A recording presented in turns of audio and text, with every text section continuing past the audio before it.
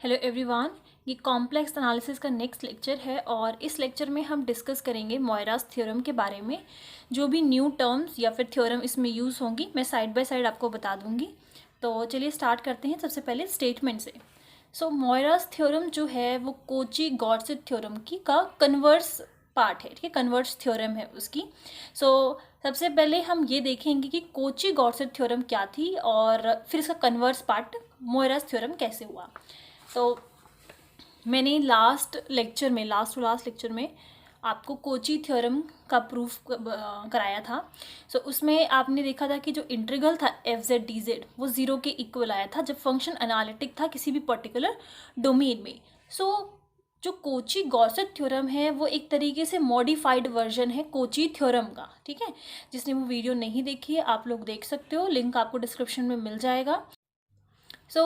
उसी का modified version, उसको थोड़ा सा मॉडिफाई कर दिया गया है और उस थ्योरम को नाम दे दिया गया है कोची गॉडसेट थ्योरम। उसकी डेफिनेशन, ये जो पहले डेफिनेशन मैंने लिखी हुई है वो कोची थ्योरम की डेफिनेशन है कि आपका जो फंक्शन है वो एनालिटिक है, वेल डिफाइंड है किसी भी सिंपली कनेक्टेड डोमेन डी में, then for every simple close contour C in D जो इंटीग्रल होगा वो जीरो हो जाएगा, ठीक है।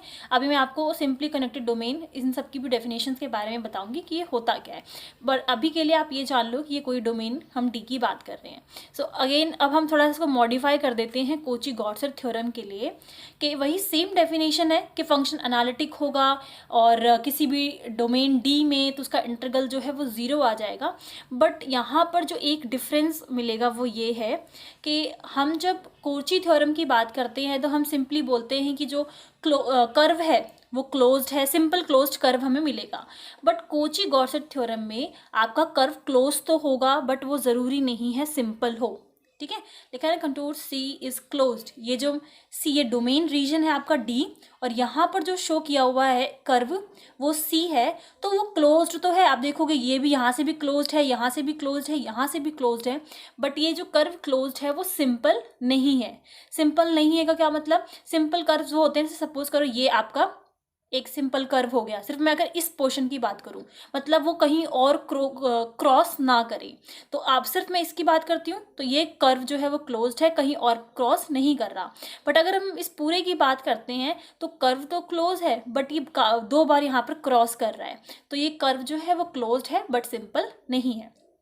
तो यही एक मॉडिफाइड जो मॉडिफाई किया गया है कोची गॉडसेट थ्योरम में, यही एक चीज़ है कि कोची थ्योरम में सिर्फ हम एक सिंपल क्लोज्ड कर्व की बात करते हैं। आपने देखा होगा जब मैंने आपको थ्योरम बताई थी तो कहा था कि फंक्शन एनालिटिक हो और जो कर्व है वो कैसा हो, क्लोज्ड हो। आपका जो कर्व हो वो कैसा हो, क्लोज्ड हो। तो आप सिंपली जो फंक्शन होगा F Z D Z along that curve C, जो भी कंटूर सी है, तो आप सिंपली ज़ीरो लिख सकते हैं, ठीक है। तो एक जो मॉडिफाइड वर्जन मैं आपको बताया।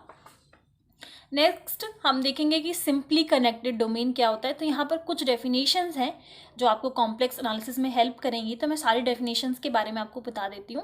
पहली जो डेफिनेशन है वो है सिंपली कनेक्टेड डोमेन, जो आपने बहुत सारे थ्योरम्स में देखी होगी कि स्टेटमेंट में लिखा होता है कि फंक्शन एनालिटिक है ना सिंपली कनेक्टेड डोमेन डी। तो उस बात का मतलब क्या है, a domain D is simply connected if every simple closed contour C lying entirely in D can be shrunk to a point without leaving D। जैसे कि अभी इसमें भी मैंने आपको दिखाया कि ये आपका डोमेन रीजन था तो इसके अंदर ये C आपका क्लोज कंटोर सी बना हुआ है, तो डोमेन के अंदर, तो यहाँ पर डोमेन के अंदर जो डोमेन डी है आपका उसमें ऐसा क्लोज्ड कंटोर हो, क्लोज्ड, ये क्लोज्ड सी है आपके पास, कि अगर अब हम इसको श्रंक भी करें, ठीक है, जैसे एक पेपर है उसको हम श्रंक कर देते हैं तो वो फिर भी इस डोमेन रीजन को ना छोड़े, ठीक है। ये इसके अंदर लाई कर रहा है, मैं इसको श्रंक कर देती हूँ, स्क्वीज कर देती हूँ, तो ये जो है फिर भी इसी के अंदर रहेगा, इस डोमेन की एरिया को नहीं छोड़कर जाएगा। या फिर आप इस तरीके से भी कह सकते हैं a simply connected domain D has no holes in it. इसका मतलब ये है कि अगर सपोज करो ये पूरा इसके अंदर लाई कर रहा है और मैं इस पोर्शन को यहाँ से हटाकर इस डोमेन रीजन से बाहर कर दूंगी, तो यहाँ से हटा दूंगी तो यहाँ पर एक होल क्रिएट हो जाएगा, क्योंकि इस जगह पर तो कुछ भी नहीं है क्योंकि मैंने इस पोर्शन को यहाँ से हटा दिया है, ठीक है। But simply connected domain D में क्या है कि अगर हम इसको श्रंक भी करते हैं तो भी ये इसी के अंदर रहेगा, इससे बाहर नहीं जाएगा, ठीक है, इससे बाहर ये पोर्शन इससे बाहर नहीं जाएगा। जब बाहर ही नहीं जाएगा तो कोई होल्स भी क्रिएट नहीं होंगे। तो वही सेम चीज़ यहाँ पर लिखी हुई है कि सिंपली कनेक्टेड डोमेन जो रीजन होता है उसमें कोई भी होल्स नहीं होते। नेक्स्ट है मल्टीपली कनेक्टेड डोमेन। अभी था सिंपली कनेक्टेड, अब है multiply connected. A domain that is not simply connected is called multiply connected domain. Just opposite है, अभी जो हमने सिंपली कनेक्टेड डोमेन का पढ़ा उसका जस्ट अपोजिट है। उसमें अब होल्स नहीं थे तो इसमें होल्स होंगे। It has holes in it if the curve C2 enclosing the hole were shrunk to a point, the curve would have to leave domain। अभी मैंने आपको ऊपर बताया कि अगर हम उसको श्रंक भी करते हैं तो भी वो अपने डोमेन रीजन को नहीं छोड़कर जाएगा, बट मल्टीपली कनेक्टेड डोमेन में वो अपने डोमेन रीजन को छोड़कर बाहर जा सकता है। बाहर जा सकता है तो होल्स भी क्रिएट हो सकते हैं। नेक्स्ट है एक टर्म है डबली कनेक्टेड। सो डबली कनेक्टेड में क्या होता है, इसी के बेसिकली पार्ट्स हैं ये कि कितने होल्स क्रिएट होंगे। एक होल क्रिएट होता है तो क्या आप नाम दोगे उसको, दो होल्स क्रिएट होते हैं तो किस तरीके से नाम दोगे। तो बेसिकली मल्टीपली कनेक्टेड डोमेन के पार्ट्स हैं। पहला है डबली कनेक्टेड। डबली कनेक्टेड में 1 होल्स की बात होगी। नेक्स्ट टर्म है ट्रिपली कनेक्टेड। ट्रिपली कनेक्टेड में 2 होल्स की बात होगी, ठीक है, बस ये 2 ही हैं। नेक्स्ट एक वर्ड है कंटूर इंटीग्रेशन। जब हम इस तरीके से लिखते हैं ना ये, ठीक है, तो कंटूर इंटीग्रेशन क्या है। This is a method of evaluating certain integral along the path of the complex plane. Basically it is a simple integral. ये हम बना लेते हैं अपना close simple closed contour C। तो इस पाथ के अलोंग जब मैं इंटीग्रल करती हूँ, इंटीग्रल कर रही हूँ इसके पाथ के अलोंग, तो उसको हम बोलते हैं कंटूर इंटीग्रल।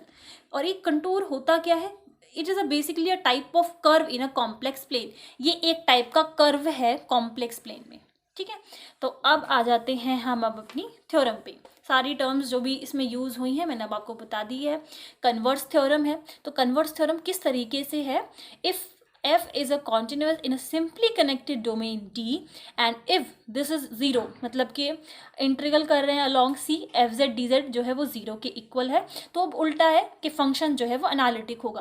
पहले ये था कि फंक्शन एनालिटिक होगा एंड क्लोज्ड होगा तो ये 0 के इक्वल होगा। अब ये ऑलरेडी गिवन है कि ये 0 के इक्वल होगा और कर्व जब का कंटूर C है वो क्लोज्ड होगा तो फंक्शन कैसा है, एनालिटिक होगा, ठीक है। अब ये इसमें ये प्रूफ करना होगा।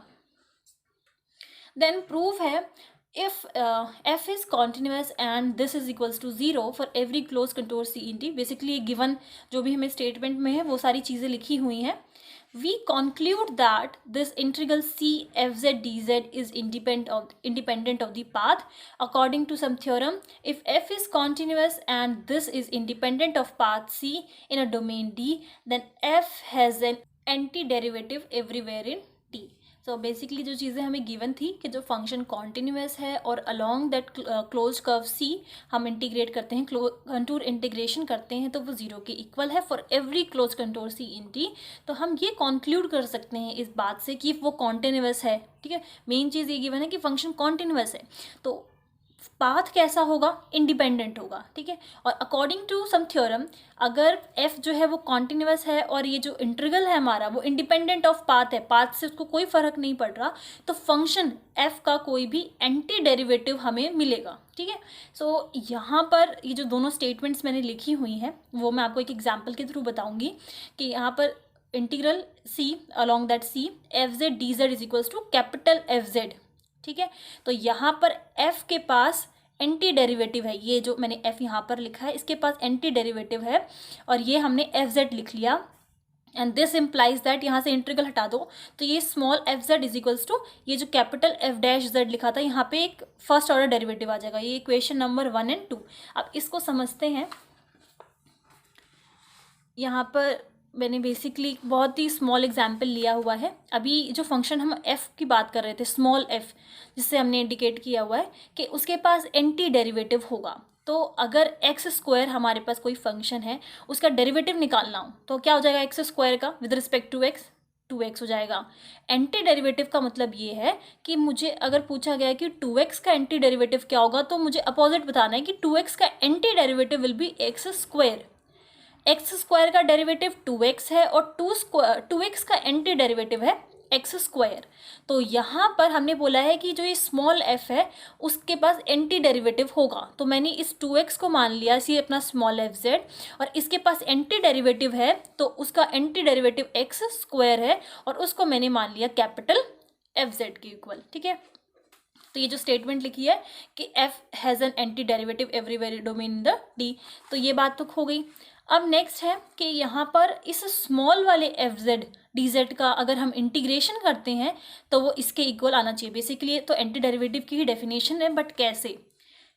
ये रहा आपका स्मॉल एफ एक्स, इसका आप इंटीग्रेशन करोगे तो क्या आ जाएगा, एक्स स्क्वायर आ जाएगा, मतलब एफ जेड के इक्वल आ गया। तो वही सेम चीज़ लिखी हुई है कि फंक्शन जब हम स्मॉल एफ जेड का इंटीग्रल करेंगे तो वो एफ जेड के इक्वल आ जाएगा। अब यहाँ से आप इस तरीके से ये भी चेक कर सकते हैं, ये जो एफ डैश जेड है इसका आप डेरिवेटिव करोगे तो आपको एफ जेड मिलेगा, ये जो एफ जेड है इसका डेरिवेटिव करोगे तो आपको 2x ही मिलेगा। तो यही सेम चीज़ें लिखी हुई हैं जो मैंने अभी आपको एग्जाम्पल के थ्रू बताई। इसको मैंने equation number 1 and equation number 2 नाम दे दिया।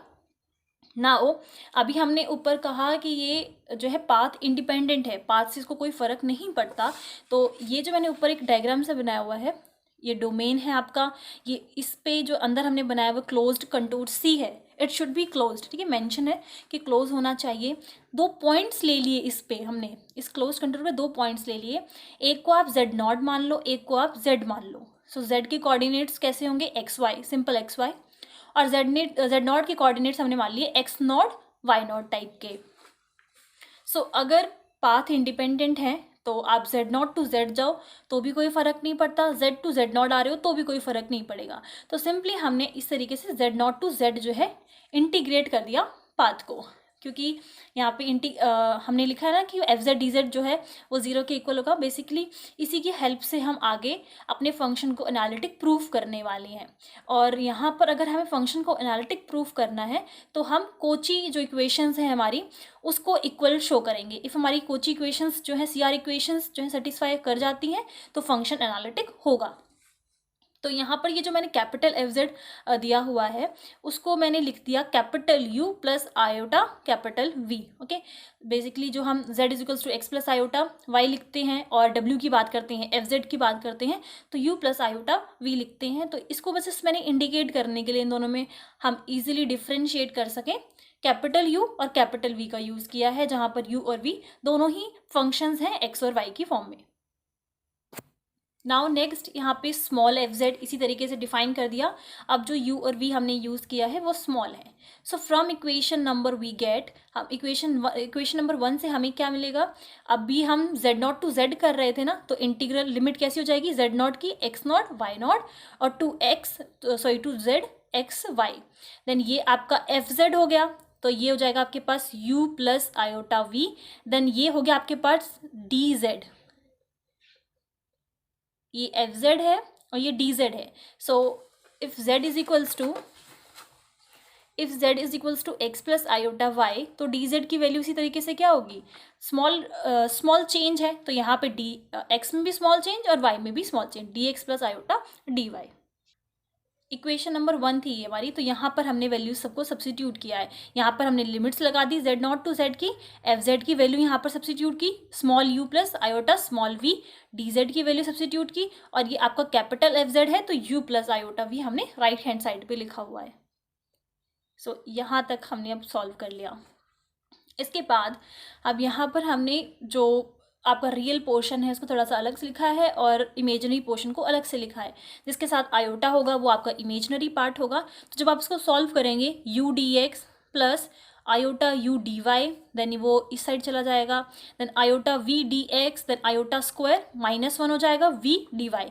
और जब इसको आप आपस में मल्टीप्लाई करके और अलग अलग लिख दोगे, आयोटा वाली टर्म्स को हमने एक साथ लिख दिया और रियल पार्ट को हमने एक साथ लिख दिया, देन ये u plus iota V Y iota v। So ये जो है इसके इक्वल है। So we can compare, on comparing हमें क्या मिलेगा, ये जो कैपिटल U है ये हमें इसके इक्वल मिलेगा, ये जो कैपिटल V है वो हमें इसके इक्वल मिलेगा। आयोटा हमें नहीं लिखना, हम कंपेयर कर रहे हैं बेसिकली U और V का निकालने के लिए, तो आयोटा आपको नहीं मेंशन करना। ये U हो गया, ये V हो गया।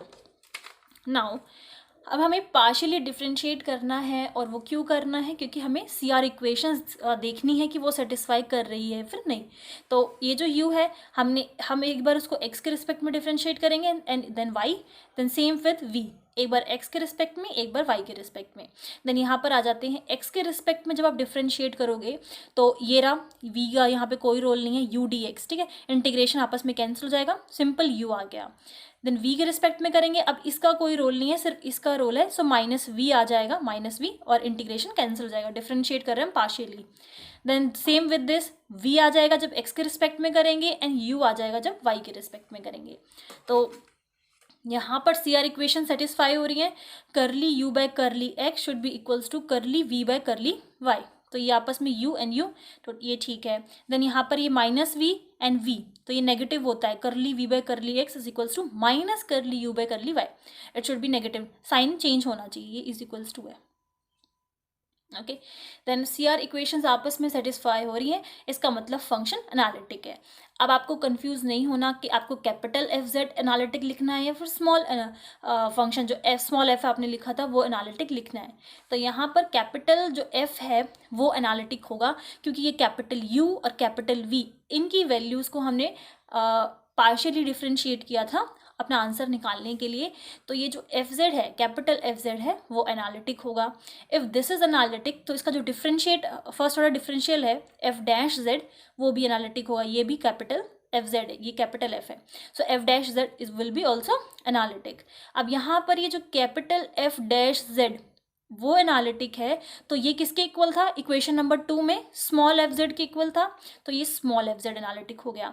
और यही चीज़ हमें प्रूव करनी थी थ्योरम में कि हमारा जो ये एफ जेड है, स्मॉल एफ जेड है, वो एनालिटिक हो। So this is known as Morera's theorem. So I hope कि थ्योरम क्लियर है। इफ़ आपको किसी भी स्टेप पे कोई प्रॉब्लम है तो आप लोग मुझसे पूछ सकते हैं, एंड थैंक यू।